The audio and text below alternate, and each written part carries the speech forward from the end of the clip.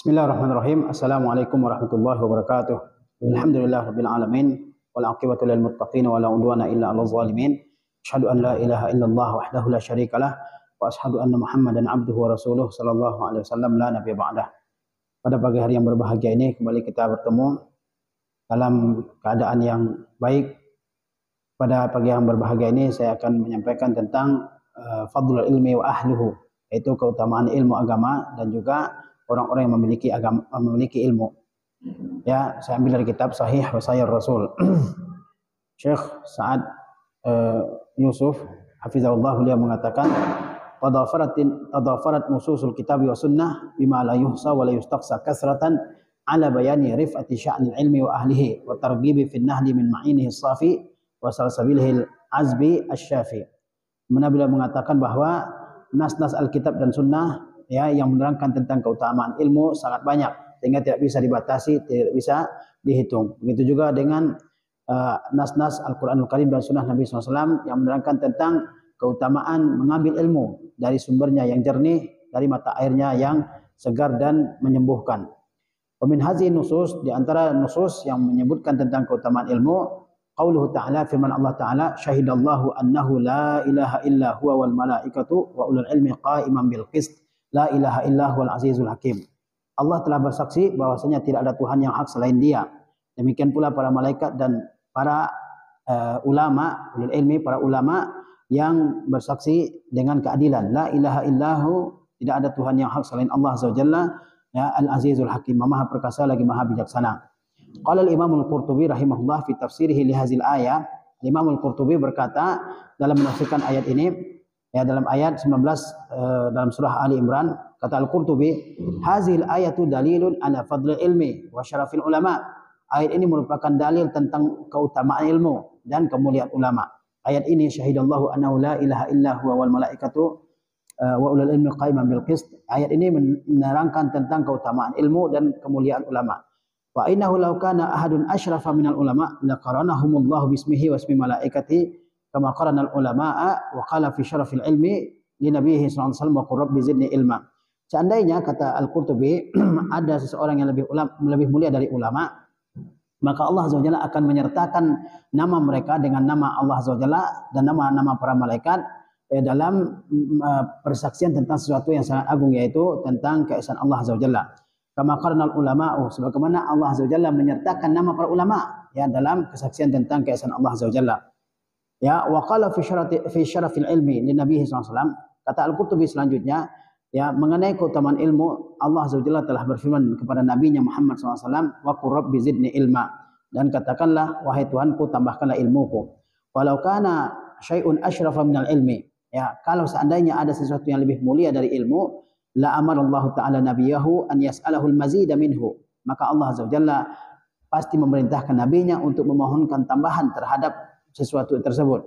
Kama amara an yastazidahu minal ilm, sebagaimana Allah Azza wa Jalla memerintahkan nabinya untuk memohon tambahan ilmu. Jadi ayat 19 surah Ali Imran, syahidallahu annahu la ilaha illahu, sampai akhir, itu adalah ayat yang menunjukkan tentang kemuliaan ulama, tentang keagungan para ulama. Karena kalau ada yang lebih mulia, lebih agung daripada para ulama, maka Allah Azza wa Jalla pasti menyertakan nama mereka dalam hal yang sangat agung, yaitu tentang keesaan Allah Azza wa Jalla. Sebagaimana Allah Azza wa Jalla menyertakan nama para ulama dan nama para malaikat beserta namanya dalam keesaan Allah Azza wa Jalla. Kemudian juga kalau seandainya ada sesuatu yang lebih mulia daripada ilmu, maka Allah Azza wa Jalla pasti memerintahkan kepada nabinya untuk memohonkan tambahan dalam hal tersebut. Sebagaimana Allah Azza wa Jalla ya memerintahkan nabinya untuk memohonkan tambahan ilmu melalui firman-Nya, wa qur rabbi zidni ilma, dan katakanlah, wahai Rabbku, tambahkanlah ilmuku. Seandainya ada sesuatu yang lebih mulia dari ilmu, pasti Allah Azza wa Jalla perintahkan nabinya untuk memohonkan tambahan dalam hal tersebut. Ya, ini ayat pertama yang menjelaskan tentang keutamaan ilmu. Ayat yang berikutnya, wa qala ta'ala, Allah Ta'ala berfirman, afaman ya'lamu annama unzila ilaika min rabbikal haqqu kaman huwa a'ma innama yatazakkaru ulul albab. Apakah orang yang mengetahui bahwa sesungguhnya apa yang diturunkan kepada engkau dari Rabb engkau adalah kebenaran? Apakah ia sama dengan orang yang buta? Innama yatazakkaru ulul albab. Sesungguhnya yang mampu mengingatnya adalah orang-orang yang memiliki pikiran. Ya, Qala Ibnul Qayyim rahimahullah, Ibnu Qayyim rahimahullah berkata, "Fama samma illa alimun au a'ma." Maka tidak ada kecuali orang alim atau orang buta. Di dunia ini tidak ada kecuali dua kelompok manusia saja, yaitu orang alim dan orang yang buta. Wa qad wasafa subhanahu ahlal jahli bi annahum summun bukmun umyun fi ghairi mawdhi'in fi kitabih. Dan sesungguhnya Allah Azza wa Jalla telah mensifati orang-orang yang memiliki kebodohan bahwa mereka adalah orang yang tuli, bisu, buta fi ghairi mawdhi'in min kitabih, dalam banyak tempat dalam kitabnya.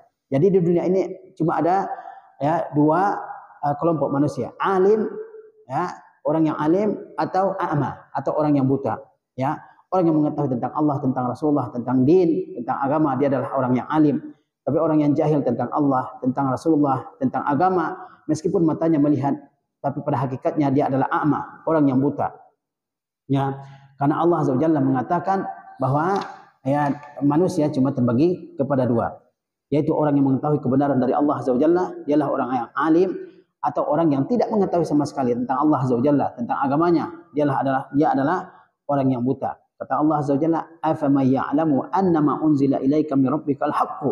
Apakah orang yang mengetahui bahwa ya yang diturunkan kepada engkau dari Rabb engkau adalah kebenaran, apakah ia sama dengan orang yang buta? Innama yatazakkaru ulul albab. Yang ingat akan hal itu adalah orang-orang yang memiliki akal pikiran. Ya. Kemudian kata Allah Azza wa Jalla dalam ayat yang lain tentang keutamaan ilmu, wa iz qala Musa li fatahu la abrahu hatta ablugha majma'al bahrain aw amdiya huquba. Kata Allah, dan ingatlah oleh kamu tatkala Musa berkata kepada pembantunya, la abrahu, saya akan terus berjalan, hatta ablugha majma'al bahrain, sampai saya ya sampai ke pertemuan dua laut, aw amdiya huquba, atau saya berjalan dalam waktu yang sangat lama.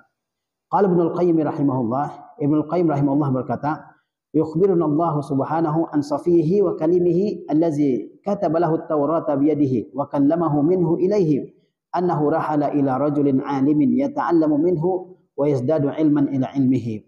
Ya, kata Ibnu Qayyim, Allah Azza wa Jalla mengabarkan kepada kita tentang hamba pilihannya dan hamba yang diajaknya berbicara secara langsung, yaitu Musa alaihissalam, yang Allah telah tuliskan kepadanya Taurat dengan tangannya, dan Allah berbicara kepadanya secara langsung, ya, annahu rahala ila rajulin alim, bahwasanya Musa beliau pernah melakukan perjalanan untuk belajar kepada seorang yang alim, yata'allamu minhu, untuk belajar kepadanya, wa yazdadu ilman, ya, dan untuk menambah ilmunya, ila ilmihi, kepada ilmu yang sudah dia punyai. Ya, Nabi Musa berkata kepada ya Yusha bin Nun, kata Nabi Musa, ya saya akan terus berjalan sampai saya bertemu dengan pertemuan dua laut, karena Allah menjanjikan di situ saya akan bertemu dengan seorang yang berilmu sehingga saya bisa menuntut ilmu kepadanya. Kalau saya tidak bertemu, saya akan melakukan perjalanan dalam waktu yang sangat lama. Nah, kata Ibnu Qayyim, Allah Azza wa Jalla mengabarkan kepada kita tentang seorang hamba yang merupakan hamba pilihan Allah Azza wa Jalla, hamba yang diajak bicara langsung oleh Allah Azza wa Jalla, hamba yang Allah berikan kepadanya Taurat, ya. Kemudian hamba tersebut masih memiliki gairah yang sangat besar untuk menuntut ilmu. Siapa hamba tersebut? Yaitu Musa alaihissalam. Dia memiliki semangat yang membara untuk menuntut ilmu. Dia akan melakukan perjalanan yang jauh, ya, berletih-letih, bercapek-capek dengan satu tujuan, yaitu menuntut ilmu dan menambah pengetahuan di atas pengetahuan yang sudah ada. Wa idh qala Musa li fatahu la abrahu hatta ablugha majma'al bahraini aw amdiya huquba hirsan minhu ala liqa'i hadzal alim. Ini pernyataan Nabi Musa bahwa saya akan terus berjalan sampai mencapai pertemuan dua laut, atau saya akan berjalan dalam waktu yang sangat lama. Kata Ibnu Qayyim, ini menunjukkan semangat yang sangat tinggi ya dari Musa alaihissalam ala liqa'i hadzal alim, untuk bertemu dengan alim tersebut, wa ala at-ta'allum minhu, dan merupakan sesuatu yang menunjukkan akan semangat yang sangat tinggi untuk belajar darinya. Falamma laqiyahu salaka ma'ahu maslakal muta'allimi ma'a mu'allimihi. Ketika Musa alaihissalam telah bertemu dengan Khadir alaihissalam, maka Nabi Musa menempuh jalan yang seharusnya ditempuh oleh seorang pelajar kepada gurunya. Wa qala lahu, Nabi Musa berkata kepadanya, hal attabi'uka ala an tu'allimani mimma 'ullimtu rusyda. Apakah aku boleh mengikuti engkau agar engkau mengajarkan kepada aku tentang ilmu yang telah diajarkan kepadamu? Fabada'ahu ba'da salam bil istizan. Ya, setelah salam, mengucapkan salam, maka Nabi Musa alaihissalam pertama memulainya dengan istizan, dengan meminta izin ala mutaba'atihi, untuk mengikutinya, wa annahu la yattabi'uhu illa biiznihi, dan bahwa Musa alaihissalam tidak akan mengikuti Khadir kecuali dengan izinnya. Ya, ini adab di antara adab-adab menuntut ilmu ya. Nabi Musa alaihissalam ketika sudah berjumpa dengan Khidir, dia tidak serta-merta menuntut ilmu darinya, tapi Nabi Musa alaihissalam mengucapkan salam kepadanya. Setelah mengucapkan salam, Nabi Musa memohon izin ya untuk mengikuti Khadir alaihissalam supaya dia bisa belajar kepadanya. Ya, dan dia tidak akan belajar kepadanya, tidak akan mengikutinya kecuali dengan izinnya. Ya. Ala an tu'allimani mimma 'ullimta rusyda, agar engkau mengajarkan kepadaku ilmu yang telah diajarkan kepadamu sebagai petunjuk. Falam yaji' mumtahinan wala muta'annitan, wa inna ma ja'a muta'alliman mustazidan ilman ila ilmihi. Nabi Musa alaihissalam dia tidak datang kepada Khadir, padahal Nabi Musa tentu orang alim, nabi, ya. Keutamaan-keutamaannya sudah disebutkan tadi. Dia merupakan hamba Allah yang pilihan, dia merupakan hamba yang diajak bicara langsung oleh Allah Azza wa Jalla, dan dia merupakan orang yang Allah turunkan, catatkan untuknya kitab Taurat secara langsung, ya. Dia berbicara dengan Allah Azza wa Jalla, dia paling alim ya di antara Bani Israel, dia orang alim. Tapi ketika mendengar ada seorang hamba yang mengetahui ilmu yang tidak diketahui oleh Musa, Nabi Musa bersemangat untuk bertemu dengannya. Dan dia datang tidak dengan niat untuk menguji, tidak niat untuk ngetes, tidak niat untuk berdebat. Ya, falam yaji' mumtahinan wala muta'annitan. Dia tidak datang untuk menguji pengetahuan Khidir dan juga tidak untuk berdebat, ya. Wa inna ma ja'a muta'alliman. Namun ia datang adalah untuk belajar. Mustazidan ilman ila ilmihi, dan untuk menambah pengetahuan atas pengetahuan yang telah dia miliki. Wa kafa bihadza fadlan wa syarafan lil ilmi, dan cukuplah ini sebagai kelebihan dan kemuliaan bagi ilmu. Fa inna nabiyallah, ya, sesungguhnya Nabi Allah Musa alaihissalam, wa kalimahu, dan orang yang diajak bicara langsung oleh Allah Azza wa Jalla, safara wa rahala hatta laqiyan nasaba min safarihi, bahwa beliau pernah melakukan safar dan melakukan rihlah, perjalanan panjang, hingga ia menemukan keletihan dari perjalanannya. Fi ta'allumi thalasi masail, dalam mempelajari 3 masalah saja. Min rajulin alim, dari seorang yang alim, yaitu Khadir alaihissalam. Ini cukup sebagai kemuliaan dan keutamaan ilmu, bahwa Nabi Musa alaihissalam seorang hamba pilihan Allah Azza wa Jalla, dia melakukan perjalanan yang jauh, dia melakukan safar yang panjang untuk belajar 3 perkara kepada orang yang alim, yaitu Khidir alaihissalam. Walamma sami'a bihi lam yaqir lahu qararun hatta laqiyahu. Ketika Nabi Musa alaihissalam mendengar seseorang yang memiliki ilmu, maka dia tidak tenang hatinya sampai ia melakukan perjalanan dan bertemu dengannya. Wa talaba mutaba'atahu wa ta'limahu, dan ia meminta untuk menjadi pengikutnya dan minta untuk diajari. Ya, ini adalah keutamaan yang sangat luar biasa. Seorang alim, Musa alaihissalam, dia mendengar ada seorang yang mengetahui hal-hal yang tidak dia ketahui, ya, dan dia pun timbul niatnya yang sangat besar dalam hatinya untuk melakukan perjalanan bertemu dengan orang tersebut. Padahal dia belajar 3 masalah yang Allah sebutkan dalam surah Al-Kahfi. Ya, ini menunjukkan kepada kita, walaupun kita sudah punya ilmu sedikit, namun kita harus terus menambah pengetahuan kita. Jangan cukupkan dengan yang sudah ada. Terkadang seseorang yang sudah belajar, punya pengetahuan, dia mencukupkan dengan yang sudah ada. Ya, dia tidak mau lagi belajar. Dia tidak mau lagi menambah pengetahuannya. Musa alaihissalam, dia memiliki pengetahuan tentunya, tapi beliau tetap menambah ilmunya ketika mendengar seseorang mengetahui apa yang tidak dia ketahui. Ya. Kemudian keutamaan ilmu selanjutnya dari hadis Rasulullah SAW. Qala sallallahu alaihi wasallam, "May yuridillahu bihi khairan yufaqihu fid din." Barang siapa yang Allah kehendaki kebaikan padanya, Allah buat dia paham dalam ilmu agama ini. Wa inna ma ana qasim wallahu yu'ti. Kata Nabi selanjutnya, saya adalah hamba Allah yang membagi-bagikan. Jika ada harta yang Allah berikan kepada umat Islam, kepada Nabi SAW, beliaulah yang memberikan kepada para sahabat. Ya, tentu dengan alasan-alasan tertentu yang diketahui oleh Rasulullah SAW. Wallahu yu'ti. Pada hakikatnya Allah Azza wa Jalla memberikan. Walan tazalu hazil ummatu qa'imatan ala amrillah la yadruhum man khalafahum hatta ya'tiya amrullah. Dan umat ini akan senantiasa tegak di atas perkara Allah, di atas agama Allah. Tidak dibahayakan oleh orang yang menyelisih mereka sampai datang ketentuan Allah Azza wa Jalla. Qala al-Hafiz Ibnu Hajar rahimahullah taala fil Fath, Al-Hafiz Ibnu Hajar rahimahullah, beliau berkata dalam Al-Fath, Fathul Bari, hadzal hadis mustamilun ala thalathati ahkam. Kata Al-Hafiz Ibnu Hajar, hadis ini, hadis may yuridillahu bihi khairan, itu mencakup 3 macam hukum. Ahaduha fadlul at-tafaqquh fid din. Yang pertama, fadlul tafaqquhi fid din, yaitu keutamaan yang mendalami ilmu agama. Di mana Rasulullah SAW mengatakan, barang siapa yang Allah kehendaki kebaikan kepadanya, Allah buat dia mengerti ilmu agama ini secara mendalam. Ini kita yang Allah berikan taufik untuk menuntut ilmu agama. Itu tandanya Allah menginginkan kita menjadi orang-orang yang baik dalam kehidupan kita di dunia dan di akhirat. Nah, oleh sebab itu kita harus manfaatkan yang nikmat Allah tersebut sebaik-baiknya untuk menuntut ilmu. Jangan disia-siakan dan jangan berhenti. Banyak orang yang sudah menuntut ilmu 1 tahun, 2 tahun, 3 tahun, dirasa pengetahuan dasar-dasarnya sudah cukup, dia berhenti. Kemudian dia pindah mempelajari ilmu-ilmu yang lain, ya, ilmu-ilmu umum. Kemudian dia lupakan sama sekali dan dia sudah puas dengan ilmu agama yang sudah dia peroleh selama 3 tahun di tingkat sanawiyah misalnya. Padahal kata Rasulullah SAW, barang siapa yang Allah kehendaki menjadi orang baik, Allah buat dia paham, ya, tafaqquh fid din, benar-benar memahami agama ini secara mendalam, secara detail, ya. Siapa yang tidak mau Allah inginkan kebaikan kepadanya, siapa yang tidak mau Allah jadikan dia sebagai orang yang baik. Jadi hadis ini, hadis mayuridillah bi khairan yufaqihu fid din, mencakup 3 hukum kata Ibnu Hajar dalam Fathul Bari. Yang pertama, keutamaan berdalam-dalam dalam perkara agama ini. Ya, yang kedua, anal mu'ti fil haqiqati huwallah, bahwa yang memberi pada hakikatnya adalah Allah Azza wa Jalla. Yang ketiga, anna ba'd hazil ummah yabqa 'alal haqqi abadan, bahwa sebagian dari umat ini akan tetap dalam kebenaran selama-lamanya. Islam tidak akan bisa dihapus selama-lamanya dari muka bumi ini. Mungkin bisa hilang dari suatu tempat, ya, sebagaimana Islam hilang dari Spanyol, ya, tapi Islam tidak akan bisa dihapus selama-lamanya. Dan umat Islam ini mungkin ada yang tersesat jalannya, tapi apakah semua umat Islam akan tersesat? Tidak. Pasti ada orang-orang yang akan selalu berada di atas kebenaran. Kata Rasulullah, walan tazala hazil ummah qa'imatan ala amrillah, bahwa umat ini pasti akan ada yang tetap berada di atas jalan Allah Azza wa Jalla.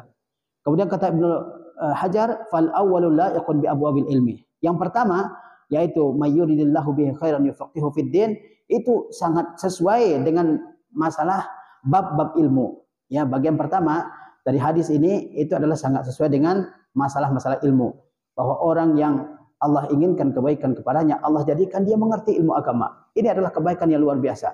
Betapa banyak kita lihat orang-orang yang tidak mengerti sama sekali tentang ilmu agama ini. Mungkin dia bergelar profesor, bergelar doktor, S3 dan seterusnya dalam suatu bidang pengetahuan duniawi, tapi dalam masalah agama mungkin pengetahuannya masih setingkat anak TK. Wuduknya enggak benar, tata cara salatnya enggak benar, zikir-zikir dalam salat dia tidak tahu, baca Al-Qur'an mungkin dia tidak tahu. Ya, sebab-sebab ya janabah, tata cara mandi junub pun dia mungkin tidak tahu. Banyak kita lihat dalam kehidupan kita sekarang ini. Ya. Maka kita yang Allah Azza wa Jalla ya berikan ya tuntunan untuk menuntut ilmu agama ini adalah karunia yang luar biasa. Jaga karunia ini, teruskan menuntut ilmu. Wa tsani la yakun bi qismi sadaqat. Yang kedua yaitu wa ana qasimun wallahu yu'ti. Ini ya sangat sesuai dengan masalah pembagian-pembagian sedekah. Wa tsaliku la yakun bi zikri asyratis sa'ah. Dan yang ketiga sesuai dengan keterangan tentang tanda-tanda kiamat. Jadi hadis yang mulia ini mayuridillahu bi khairan sampai akhir itu mencakup 3 masalah besar ini, tentang keutamaan ilmu, tentang pembagian-pembagian sedekah, bahwa Rasulullah hanya membagikan dan Allah yang sebenarnya memberikan, dan yang ketiga adalah tentang tanda-tanda kiamat. Ya. Kemudian ya di antara yang menerangkan juga keutamaan ilmu adalah hadis yang diriwayatkan oleh Abu Darda. Beliau berkata, saya mendengar Rasulullah SAW bersabda, man salaka tariqan yaltamisu fihi ilman, sahalallahu lahu tariqan ilal jannah. Barang siapa yang menempuh satu jalan untuk mencari ilmu dengan jalan tersebut, maka Allah akan mudahkan baginya jalan menuju surga. Wa innal malaikata la tadau ajnihataha li talibil ilmi ridwan bima yasna. Dan sesungguhnya para malaikat benar-benar meletakkan sayap-sayapnya untuk penuntut ilmu karena senang dengan apa yang ia lakukan. Wa innal alima la yastaghfiru lahu man fis samawati wa man fil ardh. Dan sesungguhnya seorang alim, apa yang ada di langit dan apa yang ada di bumi benar-benar memohonkan ampunan untuknya. Hatta al-hitanu fil ma'i, sampai-sampai ikan di dalam laut. Wa fadlul alim 'alal 'abid ka fadlil qamari 'ala sa'iril kawakib. Dan keutamaan orang-orang yang alim di atas orang yang ahli ibadah seperti keutamaan bulan atas seluruh bintang-bintang. Wa innal ulama'a warasatul anbiya. Dan sesungguhnya para ulama adalah pewaris para nabi. Wa innal anbiya'a lam yuwarisu dinara wala dirhama. Dan sesungguhnya para anbiya tidak mewariskan dinar dan tidak mewariskan dirham. Innama warasul ilma. Sesungguhnya mereka para nabi hanya mewariskan ilmu.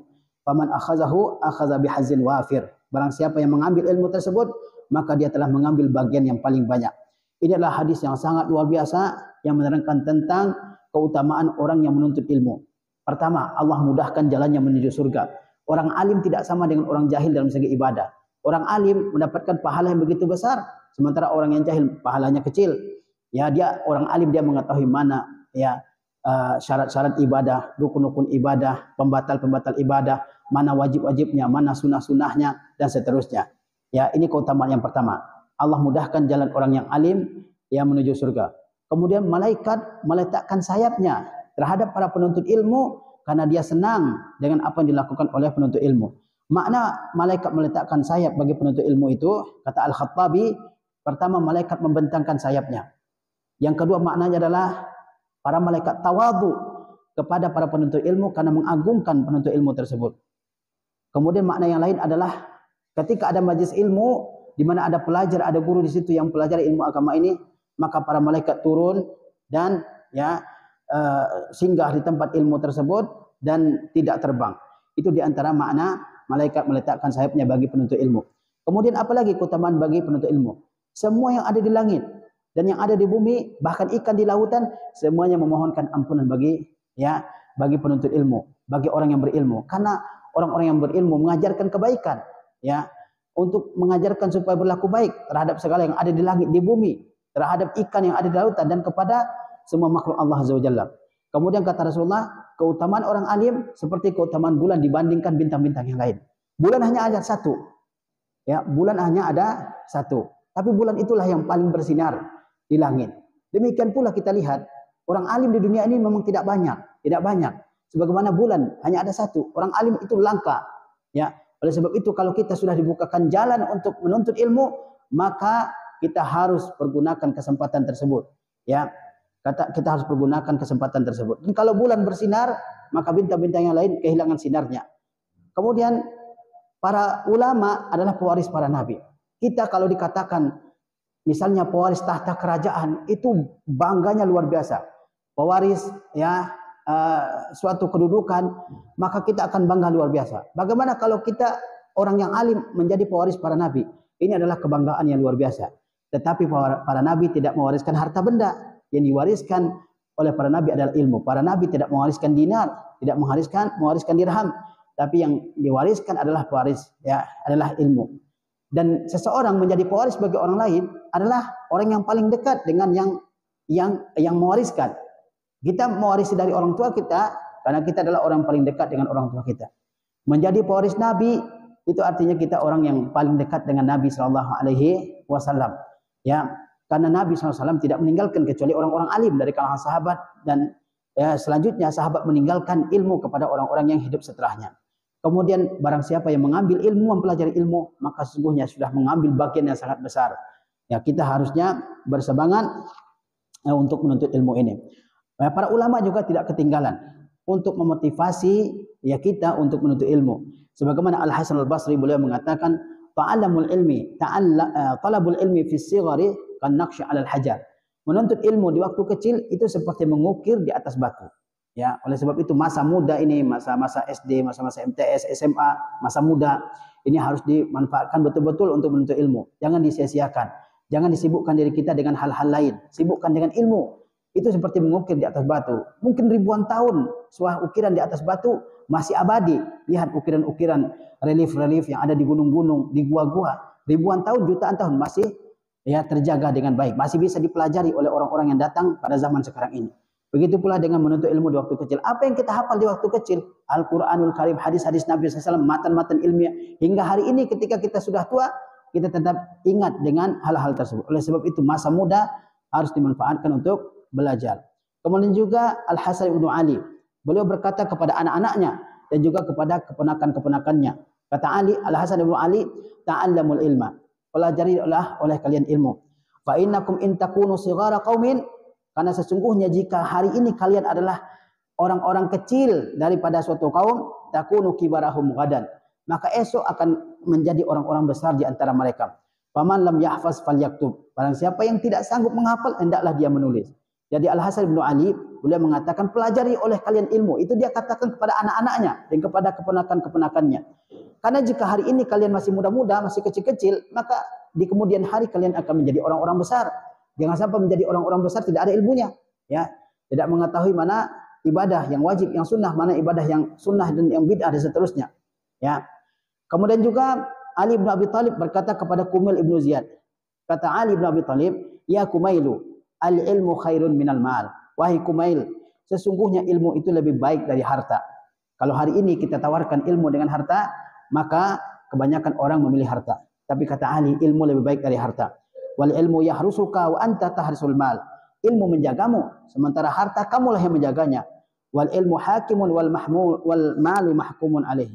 Ilmu itu menjadi hakim, ya. Sementara harta dialah yang dihukumi. Wal malu tungkisuhun nafaqatu, dan harta itu akan berkurang dengan dibelanjakan. Wal ilmu yazku bil infaq, sementara ilmu akan bertambah kalau diinfakkan. Demikian beberapa keutamaan ilmu yang berasal dari Al-Qur'anul Karim, dari sunnah Nabi SAW, dan juga dari ucapan-ucapan para ulama, dan masih banyak ucapan-ucapan yang lain dari kalangan ulama.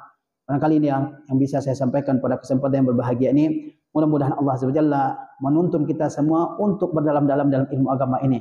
Tidak akan rugi orang yang menuntut ilmu. Dia akan berjaya di dunia dan di akhirat. Wassalamualaikum warahmatullahi wabarakatuh. Alhamdulillah.